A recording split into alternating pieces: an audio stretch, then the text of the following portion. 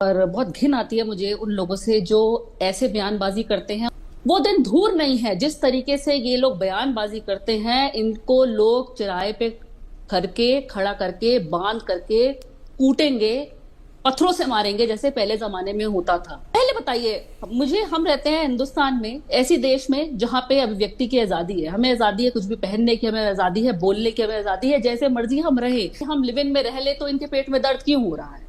अगर आज मुझे स्कर्ट पहननी है मैं पहन सकती हूँ, आज मुझे बिकनी पहन करके घूमना मैं पहन के घूम सकती हूँ। मैं महिला हूँ, मैं अगर शादी ही नहीं करना चाहती तो आपको क्या तकलीफ? मानवी तनेजा की बकवासबाजी बढ़ती जा रही है, वो भी प्रेमानंद बाबा के लिए, अनिरुद्धाचार्य जी के लिए, सनातनी संतों के लिए बढ़ती जा रही है। वो इतनी बेहुदगी से बातें कर रही हैं और वो सोच रही हैं कि वो लड़कियों को, औरतों को प्रोटेक्ट कर रही हैं, उनके सपोर्ट में बोल रही हैं, लेकिन वो उनको और बेइज्जती कर रही हैं। सच मानो तो वो बेइज्जती कर रही हैं, क्योंकि जो उनके शब्द हैं, जो उनके अल्फाज हैं, वो हैं टेस्ट ड्राइव। आप समझ रहे हो इस बातों को कि वो कितना गंदा बोल रही हैं और उन्हें ये चीज़ें समझ नहीं आ रही। क्यों नहीं आ रही? क्योंकि वो अपने आप को फेमस करना चाह रही हैं, लाइमलाइट में लाना चाह रही हैं कि कैसे भी मैं हमेशा मीडिया में बनी रहूं, सुर्खियों में बनी रहूं। और इस समय पूरा संसार, हाँ जी पूरा संसार प्रेमानंद बाबा को सुन रहा है और वो उनको टारगेट कर रही हैं। इससे पिछली वाली एक वीडियो जो मैंने बनाई है उसमें आप देख लेना, उसमें तो इन्होंने सीधा उन्हें ढोंगी ही कह दिया।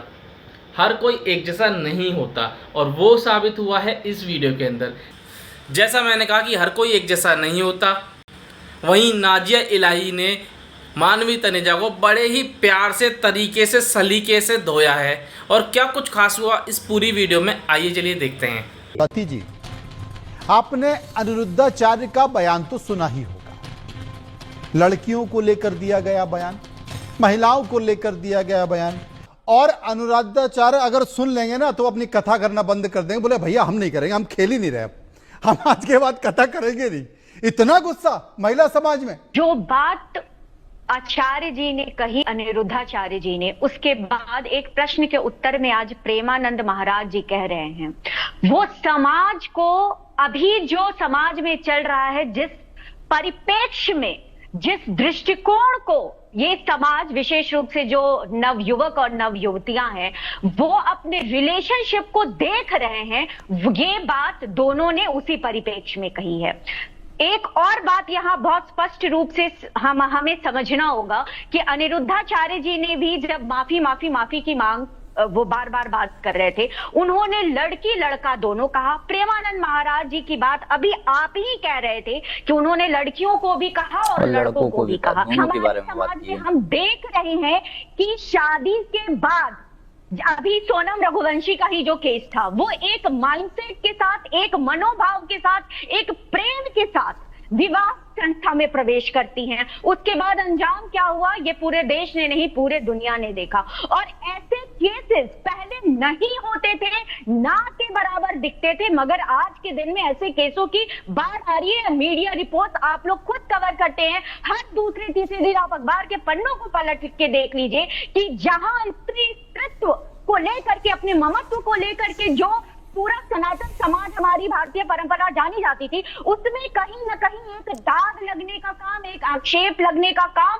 हमें दिख रहा है। हम इससे इनकार नहीं कर सकते हैं। तो अगर कथावाचक होने के दृष्टिकोण से, एक समाज को दिशा दिखाने के दृष्टिकोण से अगर आचार्य कुछ कहते हैं, धर्मगुरु कुछ कहते हैं, कथावाचक कुछ कहते हैं, तो मुझे लगता है कि उनके भावों को समझने की कोशिश करनी चाहिए। और अगर हम आसपास अपने देख रहे हैं तो हम आंख बंद नहीं कर सकते हैं। ऐसी घटनाएं हो रही, लेकिन इसका ये अर्थ नहीं है कि क्लीन चिट या बिल्कुल गुड वाला सर्टिफिकेट कैरेक्टर का जो है वो पुरुषों को दे। मानवी तनेजा हमारे साथ जुड़ गई हैं। मानवी जी, आजकल संत या कथावाचक बहुत चर्चे हैं। एक बागेश्वर हैं जो पर्ची खोल के आपका पूरा भविष्य बता देते हैं, एक प्रेमानंद महाराज हैं, एक अनिरुद्धाचार्य महाराज हैं, एक प्रदीप मिश्रा हैं। और संतों के बारे में कहा जाता है कि साहब उनकी वाणी को आप सुन लीजिए, समझ लीजिए, क्योंकि इससे आपको आगे का रास्ता मिलता है।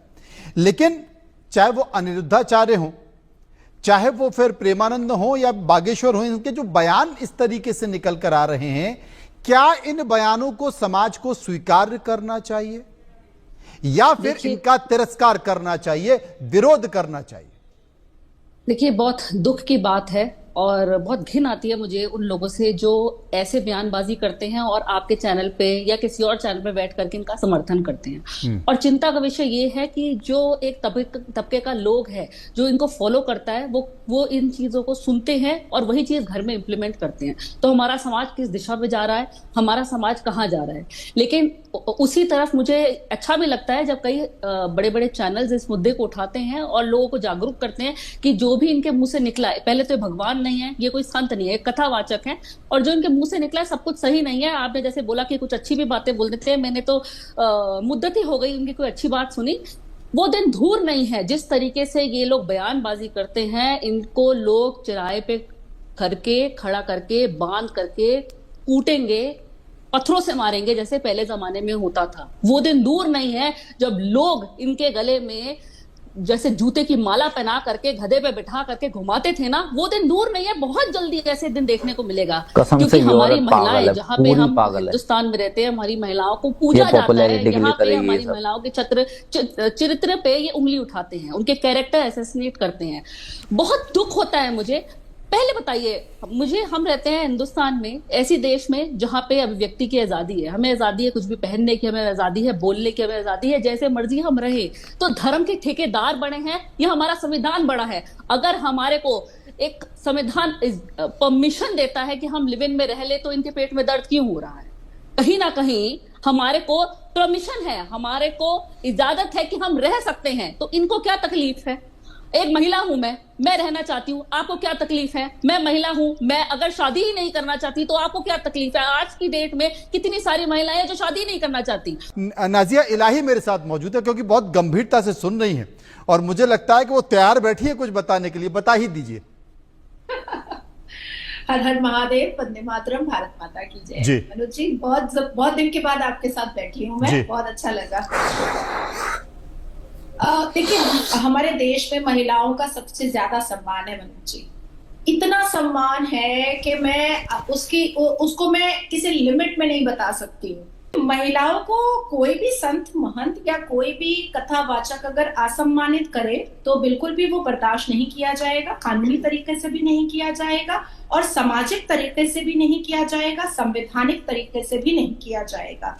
लेकिन अगर एक अच्छी चीज बताई जा रही है और जो हो रहा है देश में, जिस हिसाब से भारत की संस्कृति पर ठेस पहुंचाया जा रहा है, जिस हिसाब से भारत की सभ्यता पर ठेस पहुंचाया जा रहा है, फ्रीडम ऑफ स्पीच और फ्रीडम ऑफ एक्सप्रेशन और फंडामेंटल राइट के नाम पर जो महिलाओं के बदन पर कपड़े के बजाय कपड़ा नुमा रुमाल आ चुका है। पब और डिस्को ऐसे भर जाते हैं फ्राइडे और सैटरडे नाइट कि अपने आप में फील होता है कि ये क्या हो रहा है, ये क्या चल रहा है। बच्चे तमीज भूल गए हैं, तहजीब भूल गए हैं बड़ों से बात करने की। माँ बाप जो हैं वो अब डरते हैं बच्चों के सामने अपनी बातों को रखने से पहले। अगर किसी कथावाचक की कथा सुनने के लिए बच्चों को कहो चलो तो वो नहीं जाते हैं, उनके पास समय नहीं होता है। लेकिन फ्राइडे जल्दी आना है और छोटे कपड़े पहन करके बॉयफ्रेंड क्या दिक्कत है? नहीं, छोटे कपड़े में आपको दिक्कत है या आपको बॉयफ्रेंड से दिक्कत है? नहीं, मुझे बताइए क्या दिक्कत है? इंटरप्ट नहीं की हूँ। आप महिला होकर के क्या आपने कभी स्कर्ट नहीं पहनी? क्या आपने कभी स्कर्ट नहीं पहनी? छोटे कपड़े पहना क्या? अरे बेटा, मेरी बात सुने आप। थैंक यू, आपने मुझे इतना छोटा बनाया। Thank you.